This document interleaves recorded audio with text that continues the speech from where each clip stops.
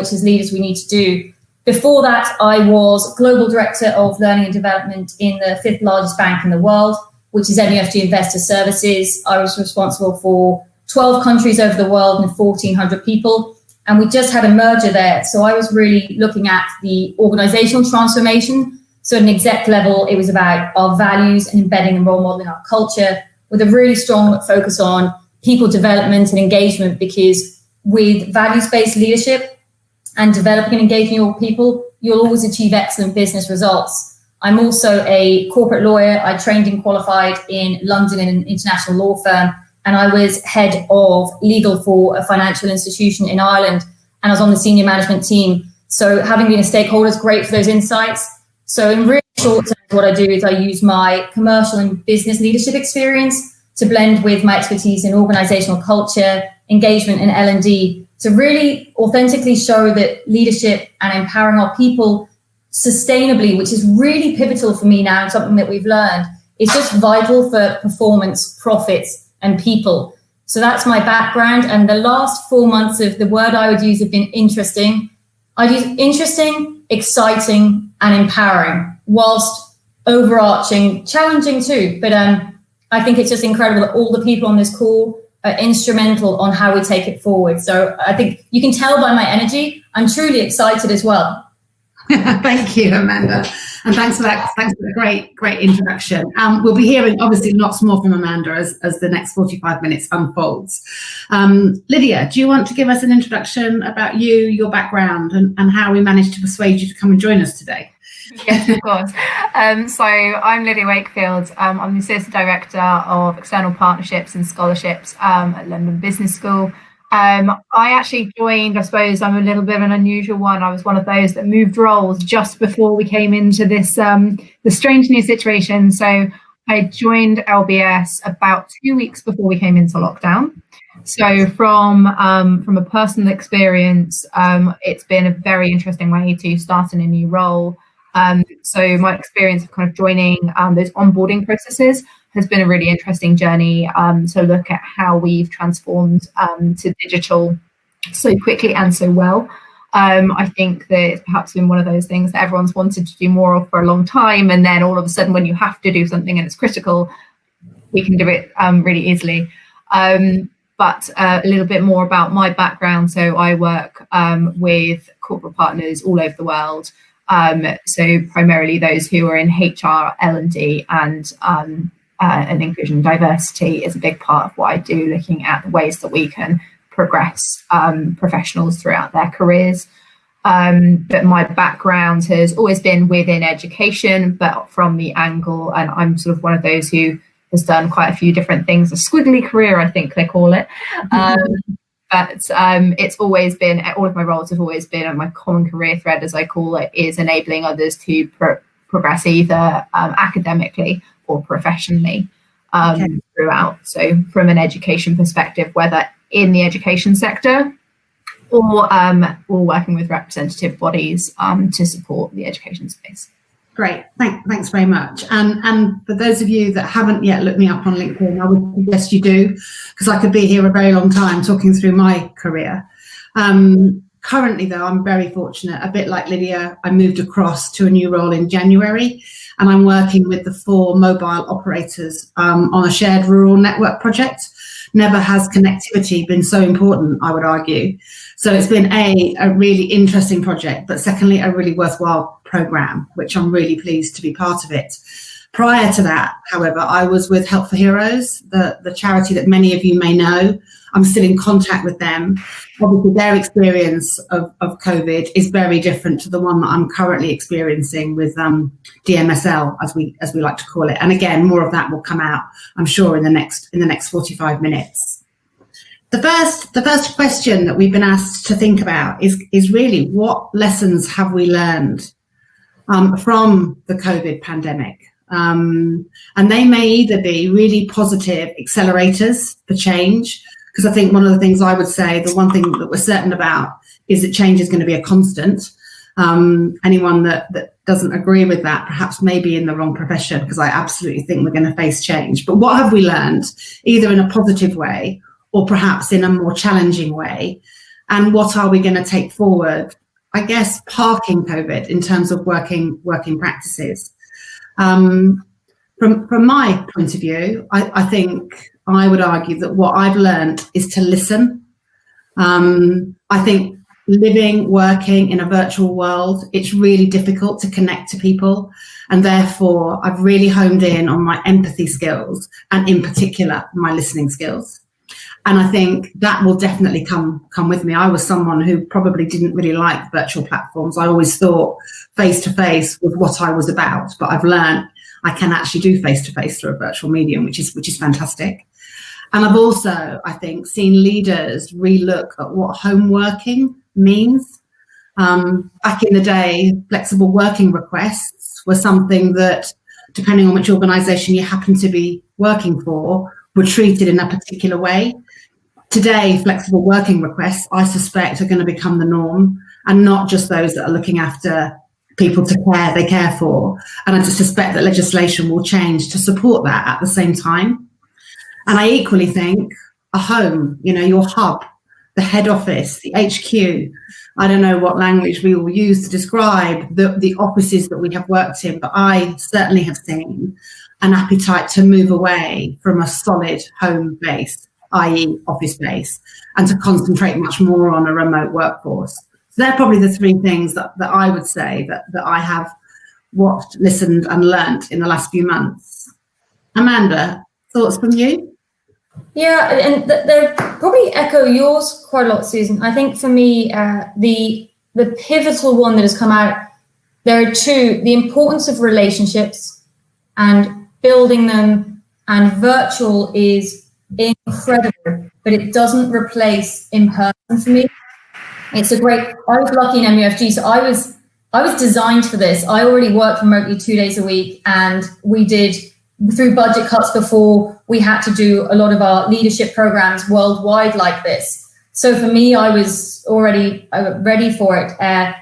So I think having to be able to try and recreate those relationships virtually, I think even to be able to do it practically has been a real learning for me, and very much a shift, especially we might touch on this later, is the one-to-ones are everything. If you want to find out how someone is, to see why they're performing or not performing, what's going on for them, what's being said, what's not being said, it was your point, Susan, listening to understand, not to respond. And I love mentoring because I can tell people what to do. Coaching, I'm a great coach, but it takes a lot of energy, so I have to block the time out. So it's been a real shift for me as a leader to consider what is going on for other people. So I'd say relationships and the listening skills would absolutely be key for me. Yet, whilst absolutely the acceleration of remote working, which was happening, which was for me a given anyway, I think there is also for me something about being together as a team at least once a week. There is, we're already sort of doing socially distanced coffees every now and then and walks. So whilst I'm a huge advocate for it, and Burn Waters have been phenomenal at this, they've got a really staged, phased program to make everyone feel safe. The key for me is choice as well, is when we go back, I think that will be in a safe, planned way, giving people's choices. We're really looking forward to celebrating that as well. So I totally agree. Yet I think having somewhere you can go, and also the emergence which has been here as well of actually the middle ground for people who home isn't quite the right place. There are some phenomenal workspaces that have been set up as well, which could be a good hub. So relationships and the importance of listening, which I think I always knew, but as we know, you learn 70% of things through your experience. So living that is, I think it's taken actually my leadership to a different level and really, really improved me. I hope. Right. And I think we'll come back to blended approaches to work, perhaps a little later, which is another phrase that we're constantly hearing. So I completely agree about blended working as opposed to one rule fits all. Lydia, do you want to add to this conversation? Yeah, I think it's been really interesting, sort of from a personal perspective of joining a new role, but also seeing how organisations adapt. And I think because because our students and those that I work with externally come from all over the world, all different types of organizations. It's been really interesting learning from them as well.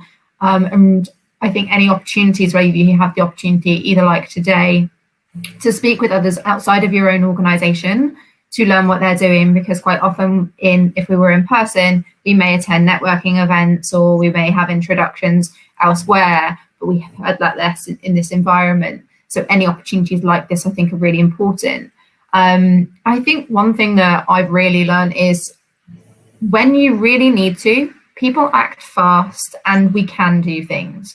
So I think quite often, unless it becomes kind of urgent, sometimes you can kind of go along with things and it'll be on the list of things to do.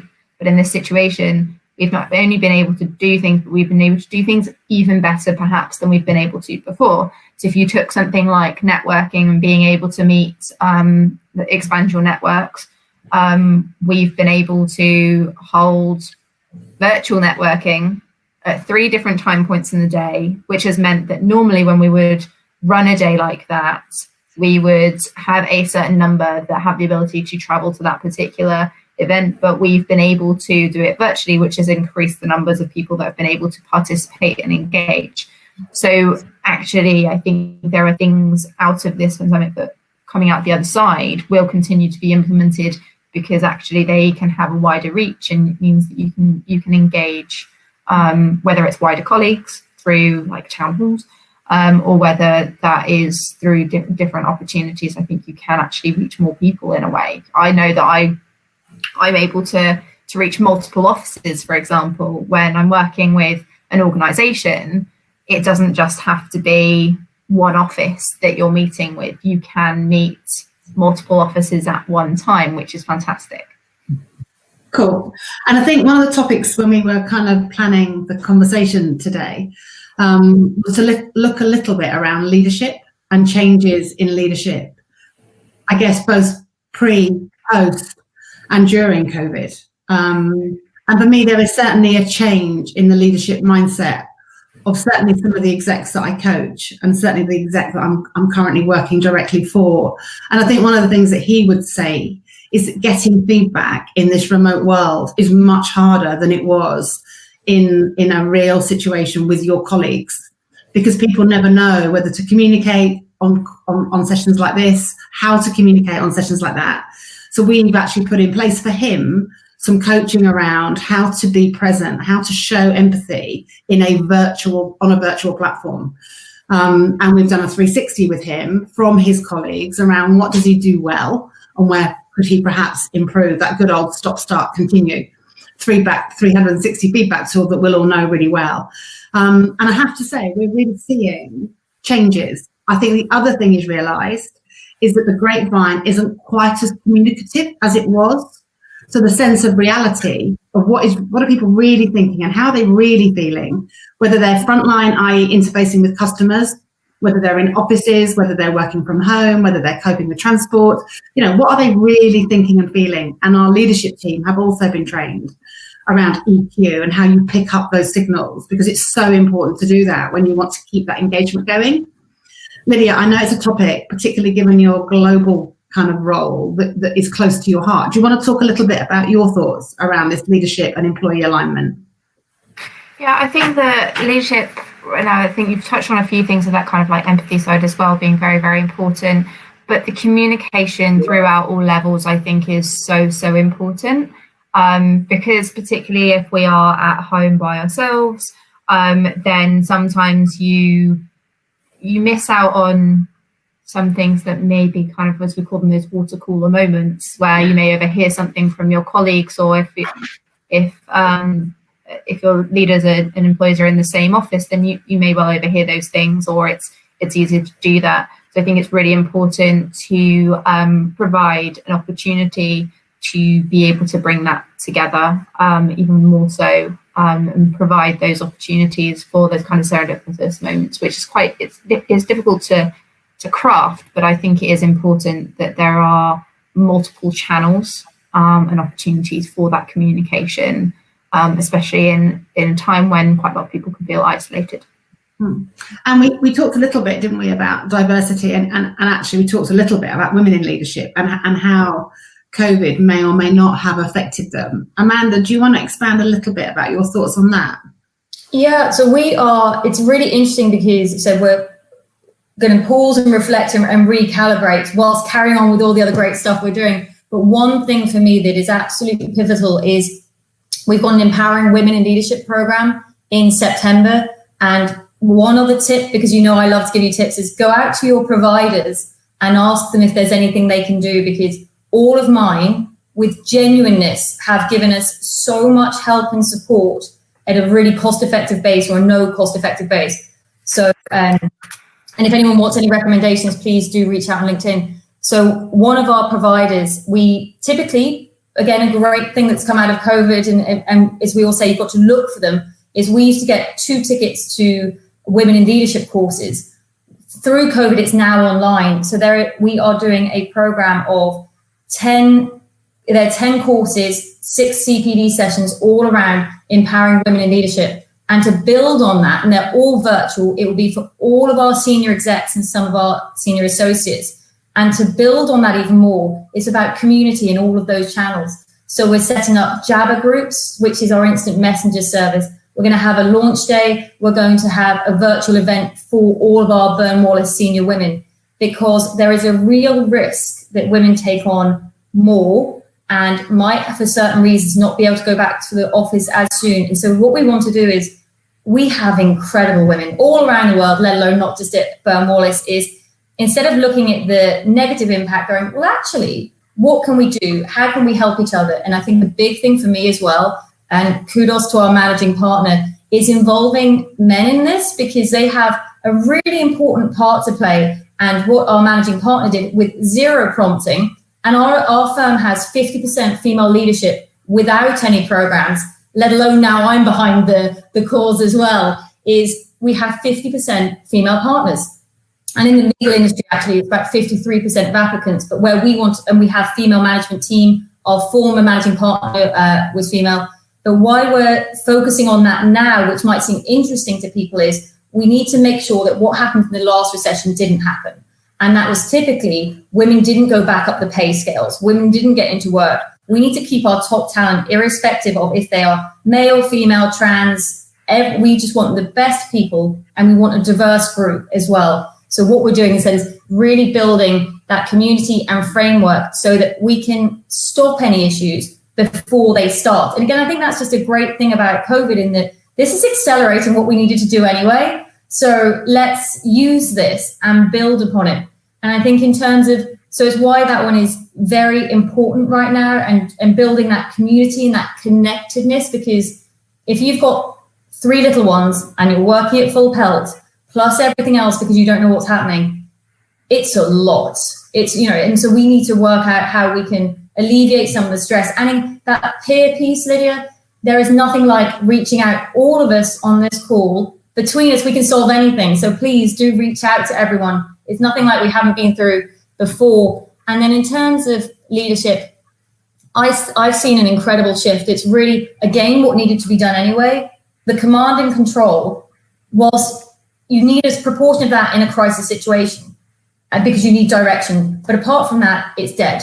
This is about involving your people, bringing them along and letting them be a part of the solution. So I think that empathy, that true listening, employee engagement I think that's the trickiest one. And I've used a number of things, but as you said, Susan, I think it has to be, there's a thing called affinity bias. You tend to employ people like you and listen to people like you, and they tend to be your peers. So you're not really hearing what everyone's saying. And also you might read certain reports. So I think you really need that conversational piece with all employees, and the grapevine is still a valid source. You need employee engagement surveys, valid source, but people will be worried about that. So I think you need a range of methods to really work out what's going on for your people. And then as always, you have to balance that with the organization objectives. So that's a really long way of saying that leadership is out that everyone's voice matters, because highly engaged people perform better and are happier, and it costs the company less, but performance and profits, people performance profits always. So Women in leadership and change leadership, I think. Thank you. And I think when we talked, we then led on to talking about well-being and burnout and resilience. I'm not sure how everybody else has fared, but certainly I have definitely been on a bit of a roller coaster personally in terms of coping. I think the biggest challenge for me, if I'm honest, was about managing the work-home life balance. Do I live to work or work to live? And actually, what are the boundaries when you're sitting in your home around switching on and off, actually? We at DMSL introduced, I think I mentioned it last time, the Wellbeing Resilience at Work assessment tool that talks about the 5 pillars that help us, I guess, moderate our well-being and our resilience. And for me, my energy pillar was definitely one that was struggling. So I'm now back on the 0 to 5K, couch running app, which of course is another freebie that I would highly recommend to anyone that is trying to get back into getting fit as we come out of COVID. But I think more importantly than that, what that's led to is us using a tool called Jamboard.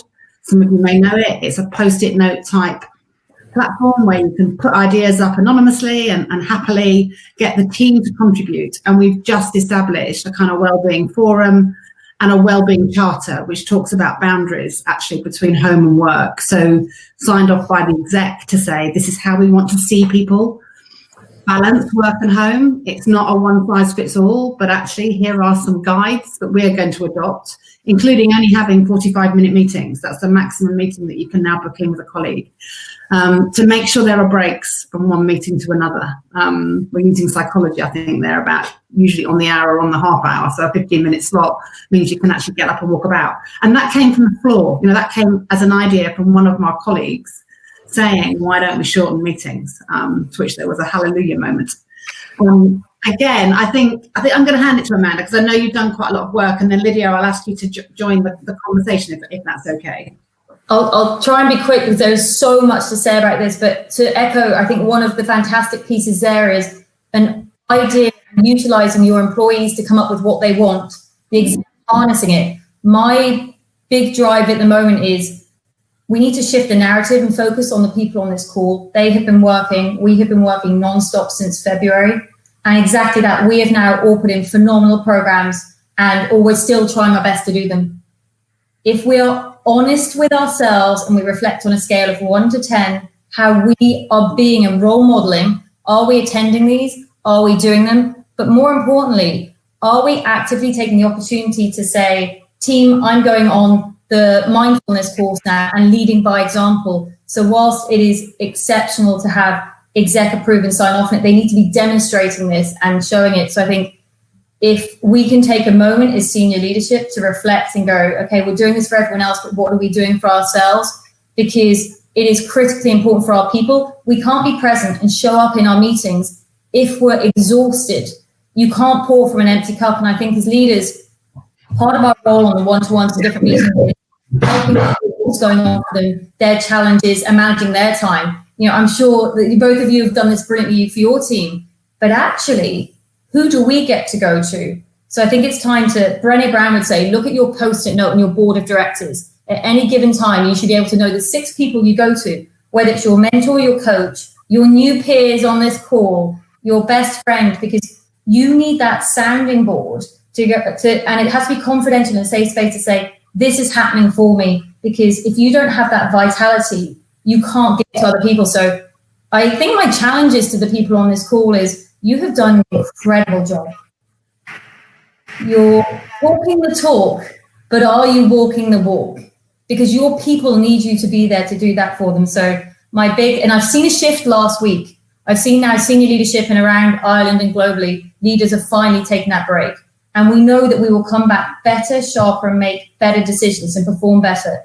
And then the other piece just for the freebies and the value adds if you're under pressure we did something really similar with resilience. I think yours sound fantastic and I really like the idea of the boards, but we did a resilience pathway and what it was great for was a really authentic message on normalizing feeling uncertain and anxious. It was however you are today, it's okay. And no matter what you're doing, these are some things that can help you and really to give those tools. So we did include 7 pillars. We wanted to raise some self-awareness, but then there were 6 LinkedIn programs.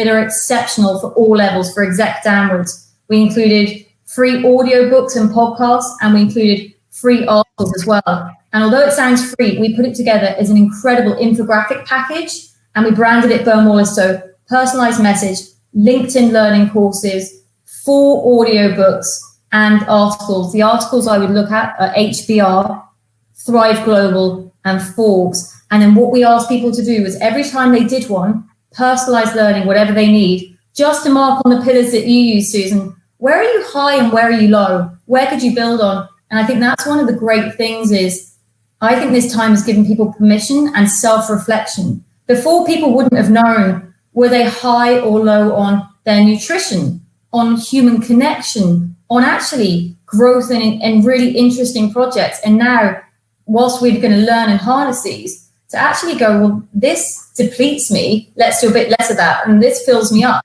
So I think that's incredible. And the mentoring we've spoken about, but the other one I think is in terms of well-being and burnout is if we can play to our strengths. And so by investing in our people, they can play to their strengths, which takes less energy. And I came across a HBR strengths assessment. So if you Google Marcus Buckingham and stand out and HBR, you will get a phenomenal strengths assessment. And what you can do is twofold. For the people on this call, because remember, we're starting with you, take 15 to 20 minutes out your day. It's part of your growth. And what will happen is you'll answer a few questions and it will tell you where you're contributing at your highest value, least energy. And it's brilliant. It's Harvard Business Review backed. And you can then do more of that. And the other thing, which might be a great value add for leadership, is whilst you might not be able to make promotions or pay rises at the moment, you can still make your people feel valued, seen, and heard. So with that, you could draft from an HR perspective a great email thanking your people, saying that they're really important to you. And actually, would they like to take this to see how maybe they can work a little bit smarter, not harder, and to still grow and develop? So it's really, and I won't go into what you can do for your colleagues, because I think the focus has all been on what we can do for our colleagues. And I know it sounds like a double-edged sword and a broken record. What you can do for your colleagues is look after yourself. Because if I'm honest, I know that I didn't take a coffee break. I deliberately bought 3-minute meals so I didn't have to cook at lunch. And that is not okay. And that is not sustainable. So when you're reflecting on going forward, I think absolutely essentially it's your well-being resilience so that you can, the risk is too high to yourself, your family, and your organization if you don't invest in yourself at the moment. So things I do. Yeah, thank you, Amanda. I know, Lydia, close to your heart is development and making sure that we HR professionals continue to develop, because that the sum is one of their well-being pillars. You know, that inner drive is as important perhaps as my physical energy at times. Do you want to talk a little bit about your views on that? Yeah, I think at the moment it's been a tricky one because everyone's trying to survive in the current environment. But as you say, for some people, their drivers, their motivators, what is a well-being tool for them is their own personal development, their professional development, looking at where they want to go. And I think we have to be very conscious during a time where there may well in your own organisations have been perhaps furloughs, there may well have been pause periods on pay and things like that, that taking into reflecting the impact that might have on people's progression moving forwards. So if we start putting a pause on that, what then does that mean for areas like diversity and leadership if it's affecting particular roles? Because we know some roles in the current environment and in some industries are being affected more than others. And sometimes those are affecting those groups that are underrepresented in leadership. So although it might be affecting roles at a different level, the impact that could have in the future could be quite strong. So I think there's a number of different things we've touched on already, even training in resilience and training to get through this time. And actually sometimes well-being is something that we need to reflect on, and we need to learn how to look after ourselves. We need to learn how we can become more resilient, or we need to learn how to embrace change, how to come through change, innovation. There are a number of different areas that actually it's quite important that we remember that we need to continue to develop, because in order to not only get through this period, we need to be able to pick up afterwards as well. And that's not only kind of picking up from a business perspective, but picking up your employees along the way to keep them motivated to drive your own businesses forward, and for their own good as well. Because like you say, if you burn out yourselves, that's not going to be a good thing. But if you're then passing that burnout onto your colleagues, then that's not going to be helpful. So that opportunity to continue to learn and reflect will then be a positive impact that they can bring back to your organisation and back into their own roles. Thank you. And I think we said we'd close just talking about some practicalities, really, about, you know, what top 3 things would we recommend. Just before we do that, I sit here and actually, in I don't know how many years of being in HR, I don't think I've ever experienced anything quite like this. I've done some significant growth programs. I've done some significant downsizing programs. I've done some office moves, you know, you name it, I've put up the Christmas tree. But in my range of experiences, I don't think I've had it come all at once. And I also don't think there's a textbook. You know, I don't think there's a solution to this. I don't think there's a guide. Interestingly, I've just been invited to join a research panel who are going to produce a bit of a lessons learned for the future. It's kind of a give forward thing. If ever this happened again, what are the things that I would have wanted to know now? Yeah, that would have guided my journey to make sure that the colleagues that I work with are safely and appropriately looked after. It's really, really important.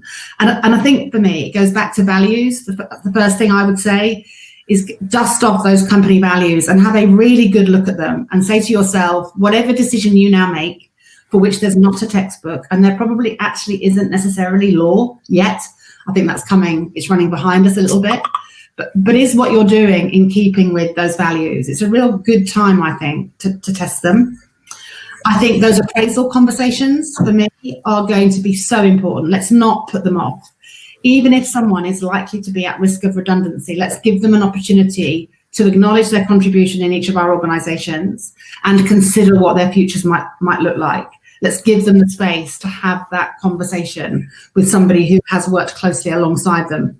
And even more importantly, if they are part of our future, let's make sure we recognise what they've done in the last few months to support our organisations moving forward. And actually, we should do that for ourselves. I'm a great believer in us doing that for ourselves. And then finally, which is something that I didn't know that I would say, I think it is time for shared functions to genuinely share. If I were working in a large organisation right here, right now, I think health and safety would be one of my best friends. Because I don't know about everybody else, but looking at the risk assessments that we need to put in place, and whether you're sitting in a large organisation and you've got reputational risk, or you're sitting in a small organisation and you're on your own, those risk assessments are going to be what we put in place to make sure that each and every one of us is safe when we go back into whatever our new working practice might be, or indeed continue the working practice that we've got now. And I would want health and safety to be helping me on that journey. For me, 3 really good resources. One is gov.uk. Their coronavirus guides today are so much better than they were 3 months ago. Certainly the one that talks about risk assessing office spaces, I think, is really well written. And for those of us that don't have a health and safety team to support us, I think it's a great place to start, and they're free. CIPD have got a COVID-19 hub. I think they've covered most topics. The one they're talking about right now is whether or not it's easy to return back to the workplace. And they're also talking about managing redundancies, both of which have got flowcharts and maps and questions that you should be asking either yourself or your boss, depending on where you sit in the organisation. And then finally, LinkedIn. I have found LinkedIn and the various different articles that are coming up and the invites that I've been getting to be really invaluable, because it just opens your mind to what others are doing and saying. They're my top 3. Amanda? Yeah, I'd echo virtually all of those. So I think instead of sort of resources, it's reiterating the refresh and restore. So take a little bit of time. Then it would be the regroup. So take half a day, recalibrate, look at what you've learned, what you want to take forward. And then I think it's really to optimism grounded in reality, there's been an incredible and outstanding human response, an organizational response, and an individual level. So I'm really excited by the opportunities it's given us. So by taking that time to restore, by doing that plan, you can intentionally decide what you want to do going forward. And I think it's just really invigorating, exciting that we actually get a once in a generation opportunity to create safe, sustainable workplaces where people can thrive. And you just need the energy and that headspace, because we've all been in the weeds to get through and do that. And just to echo, so there is so much phenomenal content out there. Please, please, please do not reinvent the wheel. The things that Susan's mentioned, that I've mentioned, that Lydia's mentioned, and LinkedIn, the peer network, we can together, and that collegiality, Susan, Burn Wallace and I are not, everyone without question, when you know what the why is, has offered, has come together, and it's Lydia's point, and we've achieved everything. So sure that we have a little bit of time, because we've done that. The expenses are energy levels and maybe longer hours than we'd like, but anything is possible to get together. So I think that collegiality too. So take the time to pause, to restore, pause and reflect, and decide what your legacy you want your legacy to be. Picture yourself in November and really, take the time to put yourself there. You're excited, you're enthused, and then think, what did I do to achieve it? Because this is one time in history. How do you want your leadership to be remembered? It's I hope, and to your point, I hope that everyone is celebrating the wins, because we all move on too quickly. The fact that we are all on this call, that we have our organizations, and it's hard, is something to celebrate. So congratulations, everyone. It's phenomenal. Lydia, your top 3 takeaways? I think my top 3 takeaways is we've said it already. Listen and learn. So listen to your colleagues, listen to your network internally, but also listen and learn externally as well. People are open for conversations at the moment. I think everyone is willing to share their own experiences, what's worked, what hasn't worked for them. And there are look externally if you're needing support in any areas. There are lots of organisations out there that are wanting to support on all different levels. Continue to ask questions, because this isn't going to be COVID happened, end of story. We're going to need to continue to develop. Everything flexes, so it's not like we can just plan and it will only be now. So continue to learn, adapt, change, and stay innovative. I think we don't want to lose that innovation momentum as we go forward. And don't forget the humans in all of this. I think that quite often it's very, okay, business, and yes, business is important, but ultimately everyone on this call is in what they do because of the people. Everyone's human. And so don't forget your agendas that support them. So whether that is their learning and development, whether that's diversity and inclusion, whether that's your well-being, remember that within your organization, ultimately people are so core. And so it's very important to keep them at the kind of forefront.